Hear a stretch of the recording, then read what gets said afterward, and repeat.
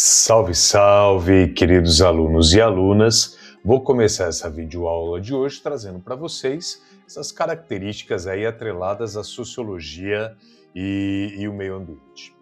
Nessa videoaula, nós vamos fazer uma reflexão de como a sociologia ela pensa e vê a questão ambiental e como organismos internacionais e acordos internacionais foram moldando as nossas relações com o meio ambiente e a reação de países e instituições com o meio ambiente. Para começarmos aí, então, eu vou trazer para vocês como a sociologia ela entende o que é o meio ambiente e como o senso comum, né, ele entende o que é aí o meio ambiente. Então, nesse lado esquerdo aí do nosso slide, eu tenho aí as características principais de como o senso comum ele vê o meio ambiente, ele pensa o meio ambiente, né?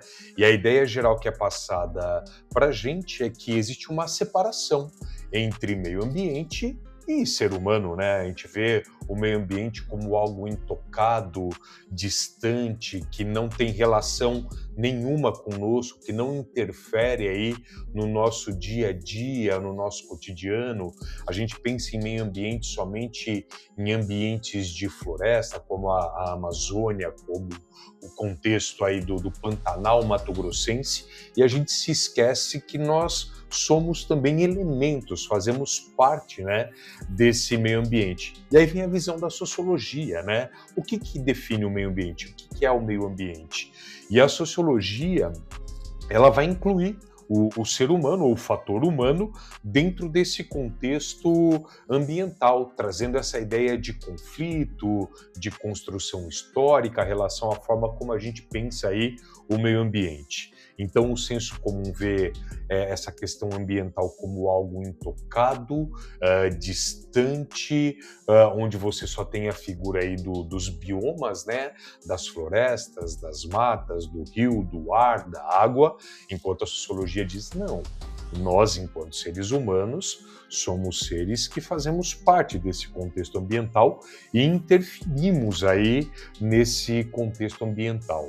Para a sociologia, então, homem e meio ambiente não é algo aí dissociado, separado.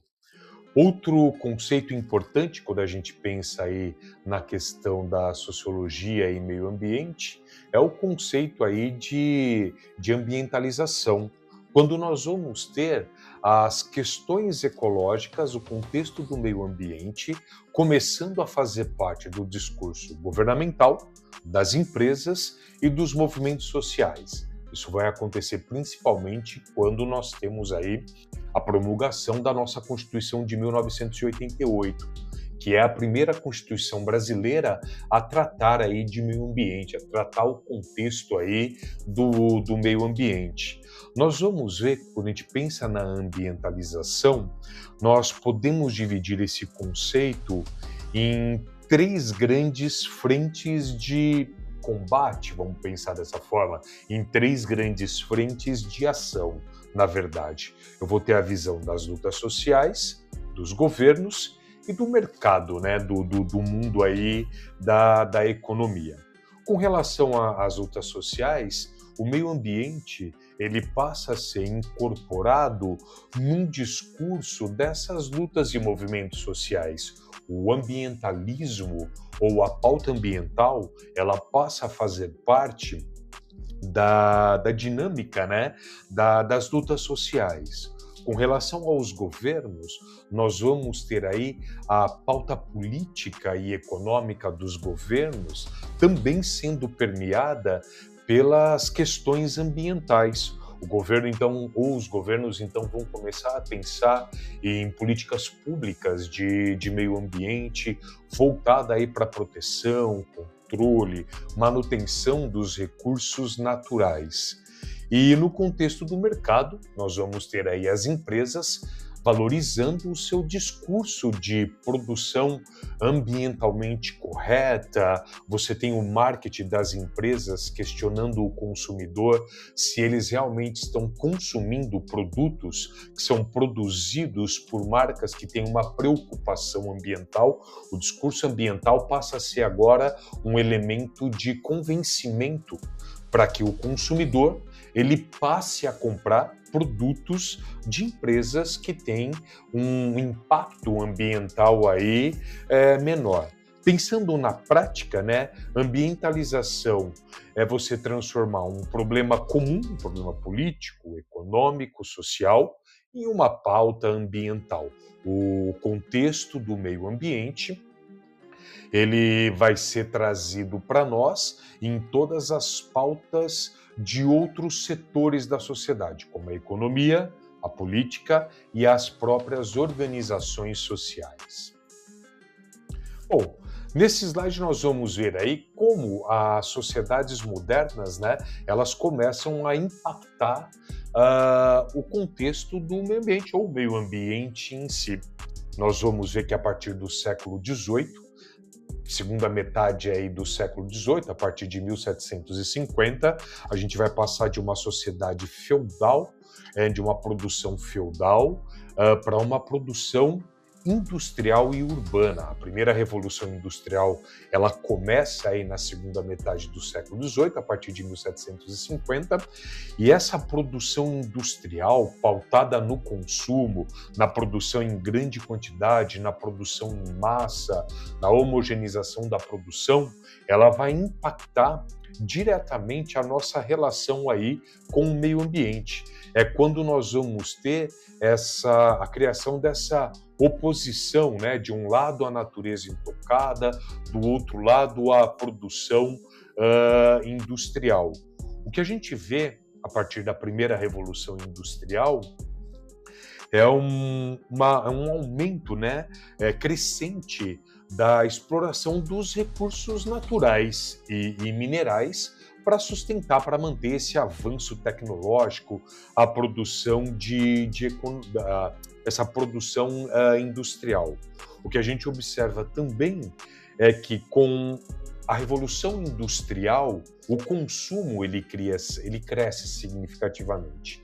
Na verdade, é a partir da primeira revolução industrial que nós vamos ter um mundo aí voltado para o consumo em si.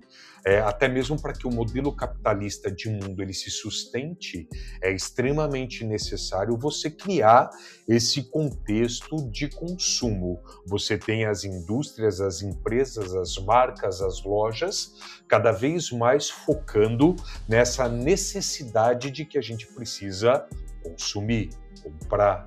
Essa relação na produção, entre produção e consumo, vai impactar grandemente o nosso contexto ambiental, afetando aí essa dinâmica climática global, essa dinâmica da relação nossa com o meio ambiente. A gente sabe que os recursos naturais e minerais eles são finitos a partir do momento em que você tem essa sociedade de consumo que leva a cada vez mais produzir e dessa forma explorar, né, se esgotar esses recursos aí naturais e minerais. A gente já percebe que se mantivermos esse modelo de consumo pautado nessa sociedade capitalista, a regeneração ambiental ela nunca vai acontecer. Bom, quando a gente pensa historicamente, né, nessa relação homem e meio ambiente, a gente começa a perceber que a nossa relação com o meio ambiente, ela quase sempre não foi positiva. Aqui vocês têm uma linha do tempo mostrando como o impacto da ação humana no meio ambiente é extremamente prejudicial para o meio ambiente e para nós, seres humanos. Então, por volta de 3.700 anos atrás, Sumério, um povo mesopotâmico, os primeiros a inventarem aí a escrita cuneiforme, eles vão ser obrigados a abandonar as suas terras agrícolas após essas terras ficarem alagadas e salinizadas, né? O mar ele vai avançar, né, sobre essas terras que estão próximos ali à moradia, né, a essas cidades sumérias, por conta do mau uso. Então, os sumérios já vão sentir na pele há 3.700 anos atrás que o uso indiscriminado das terras pode levar a um colapso ambiental, o que foi o que aconteceu. Há 2.400 anos atrás, na Grécia Antiga, Platão já vai falar aí nos seus escritos sobre a erosão do solo, causado aí pela abertura de áreas de pastagem e do corte da lenha das florestas aí na Grécia Antiga. Platão já dizia isso para a gente, né, nos seus escritos, que o uso indiscriminado da terra com a derrubada de florestas para pastagens colapsa o solo, torna esse solo aí erodido. No século VII, né, depois de Cristo, a civilização maia aqui no continente americano, na América Central, onde hoje nós temos ali o México, né, a civilização ela entra em colapso em grande parte por conta do desmatamento e da degradação do solo agrícola feito aí pelos maias. Um pouco antes, né, o Império Romano ele vai destruir aí drasticamente as florestas mediterrâneas para construir aí frotas marítimas e sustentar a sua expansão. A destruição dessas florestas também vai levar a um colapso aí da economia romana com a derrubada dessas florestas. O que a gente olha então é que nós, seres humanos, não estamos ainda hoje entendendo que a exploração sem planejamento do meio ambiente leva a um colapso desse meio ambiente, atingindo diretamente a nossa forma de vida, a nossa organização aí, social. É da onde que vai surgir o conceito atual de preservacionismo e conservacionismo. Então nós temos aí duas possibilidades da relação do homem com o meio ambiente. A gente tem a visão preservacionista e a visão aí conservacionista. No preservacionismo, a ideia central é que o ser humano ele é uma ameaça para o meio ambiente. Dessa forma, a gente precisa deixar áreas intocáveis e restringir ao máximo o contato humano com essas áreas atuais. No preservacionismo, as áreas preservadas não podem ter nenhum tipo de contato com o ser humano e com a exploração comercial e econômica daquela área. Um exemplo que nós temos hoje é o Parque Nacional do Pantanal. É uma área preservada, é um parque nacional que proíbe qualquer tipo de ação humana naquela região. Enquanto no conservacionismo, a ideia central aí é o ser humano fazendo parte da natureza, onde nós temos a defesa do uso equilibrado e racional da exploração dos recursos naturais e minerais daquela região. Eu tenho a reserva do Piagaçu Purus, onde as pessoas ali convivem com a natureza e exploram os recursos daquela área de uma forma racional e sustentável. Então são duas possibilidades aí que nós temos de exploração ou não do meio ambiente, a visão preservacionista e a visão aí conservacionista.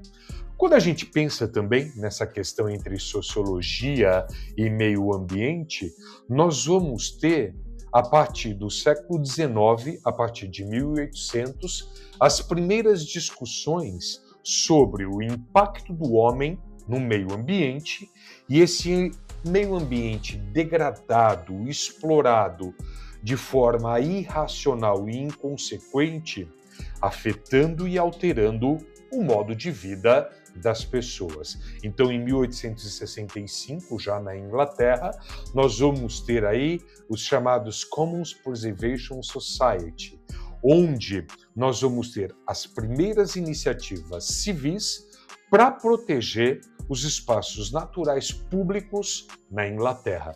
Lembrando que aqui nós já estamos aí no contexto da Segunda Revolução Industrial, 1850, e os ingleses já começam a perceber que a exploração indiscriminada e irracional do meio ambiente afeta a economia e afeta a qualidade de vida da população. A partir de 1960, de uma forma global, nós vamos aí ter movimentos sociais que começam a questionar duramente essa exploração dos recursos naturais e o modelo capitalista que destrói o meio ambiente, nessa relação aí do consumo com o meio ambiente, com a produção capitalista e o meio ambiente, e esses movimentos sociais, como algumas ONGs, WWF, Greenpeace, começam aí a denunciar como o modo de produção capitalista, pautado no consumo desenfreado, pode e vai destruir o meio ambiente, colocando em risco a espécie humana. A partir de 1972, no chamado Clube de Roma, um grupo de 30 especialistas que organizam e estruturam o chamado Relatório para os Limites do Crescimento, começam aí a denunciar, a partir de projeções científicas, que a forma como lidamos com o meio ambiente e exploramos o meio ambiente vai resultar num colapso planetário do meio ambiente, afetando diretamente os grupos humanos. É a partir daí que eles começam a analisar também como os grupos humanos podem ser afetados de forma desigual o colapso ambiental, resultado da exploração indiscriminada aí do meio ambiente. É quando nós vamos ter, a partir de 1990, uma virada na forma de se pensar homem e meio ambiente. Nós vamos ter em 1992, na cidade do Rio de Janeiro, um grande congresso chamado Rio 92 ou Eco 92, onde o objetivo aí era tentar conciliar o avanço econômico capitalista mundial com a preservação do meio ambiente. Seriam os países ricos entenderem que eles foram os grandes responsáveis pelo colapso ambiental, porque exploravam de forma indiscriminada os recursos naturais e minerais dos seus próprios países e das suas colônias, e que eles tinham uma grande responsabilidade histórica na degradação ambiental. A Rio 92, né, a Eco 92, ela tinha como objetivo alertar o mundo e criar uma agenda global de preservação e manutenção do meio ambiente para evitar esse colapso ambiental e, consequentemente, o colapso do mundo e do homem como o indivíduo inserido aí no meio ambiente. É daí que vai surgir, é da Rio 92, né, da Eco 92, que vai surgir o conceito aí de desenvolvimento sustentável, onde a ideia principal de desenvolvimento sustentável é o homem explorar o meio ambiente para garantir para as gerações futuras um mundo que seja razoável e sustentável para as próprias gerações. É suprirmos as nossas necessidades enquanto civilização, mas manter o meio ambiente e o mundo extremamente ou minimamente habitável para as próximas gerações. E isso só aconteceria a partir de 3 grandes pilares: o crescimento inteligente, a redução da pobreza e a finitude. No contexto do crescimento inteligente, seria evoluirmos enquanto sociedade, só que utilizando os recursos de forma racional e planejada para que as próximas gerações pudessem ter uma qualidade de vida mínima. Nós vamos ter também aí a redução da pobreza, né? Uma grande preocupação aí dentro do desenvolvimento sustentável, mas uma redução da pobreza ligada a uma exploração do meio ambiente sem afetar as próximas gerações. E dentro do desenvolvimento sustentável, nós garantirmos que os recursos naturais e minerais não se esgotem a longo prazo, para que a próxima geração ela possa ter recursos naturais e minerais para continuar vivendo de forma digna e sustentável. É quando nós vamos ter, em 1997, o chamado Protocolo de Kyoto. O Protocolo de Kyoto foi uma iniciativa de organizações e países com o objetivo de criar metas ambientais para manutenção sustentável do meio ambiente, do mundo em que a gente vive. Como o próprio nome já diz, essa reunião acontece na cidade de Kyoto, no ano de 1997, e os pontos discutidos, os temas discutidos e validados nessa reunião passariam a entrar em vigor no ano de 2005.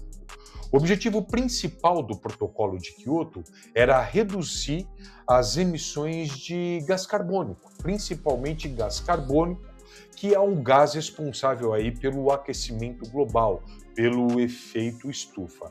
Só que essas metas de redução do gás carbônico, né, do CO2, que é um gás de efeito estufa, que leva ao aquecimento da nossa atmosfera e de eventos climáticos extremos, ele aconteceria de forma diferenciada para cada um dos países. Países que emitissem mais gases de efeito estufa, como o metano, como o gás carbônico, eles deveriam reduzir em uma parcela significativa maior das emissões desses gases de efeito estufa. Só que o Protocolo de Kyoto, além de propor a redução das metas da emissão desses gases de efeito estufa, vai criar o chamado mercado de carbono. Nós vamos tirar aí o foco da questão da redução dos efeitos estufa para criar aí um mercado de venda de créditos de carbono. O que isso quer dizer? Que cada país tem que reduzir a emissão de gás carbônico de acordo com o que polui. Se esse país ele não atinge a sua meta, ele pode comprar créditos de carbono de países que não atingiram a sua meta, então tem aí um espaço para poluir mais. Olha que loucura que é isso, né? Como a gente não pensa num modelo de redução dos danos ambientais e a gente pensa só dentro de uma sociedade capitalista a partir de fins meramente econômicos. Então, se o Brasil ele pode emitir na atmosfera 100 toneladas de gás carbônico, e o Brasil num ano ele emitiu 90 toneladas, ele tem 10 toneladas mais para emitir. A França, que estourou em 10 toneladas, pode comprar essas 10 toneladas que sobraram do Brasil. O objetivo não é reduzir, o objetivo aí é tentar criar um modelo econômico de desenvolvimento sustentável que a gente sabe que não funciona, né? Essa questão da gente ter uma preservação do meio ambiente e modelo capitalista de consumo e produção não se conversam, né? Não chegam aí a um consenso. Mas foi uma tentativa, né? O Protocolo de Kyoto ele passa a entrar em vigor a partir de 2005 e esses créditos de carbono ainda hoje podem ser a base aí para esse comércio, né, de venda e compra de créditos de carbono. Bem, queridos alunos e alunas, eu termino essa minha videoaula aí falando da forma como a gente pensa produção, consumo, meio ambiente, questões ambientais, questões sociais atrelados ao meio ambiente. Estudem e estudem.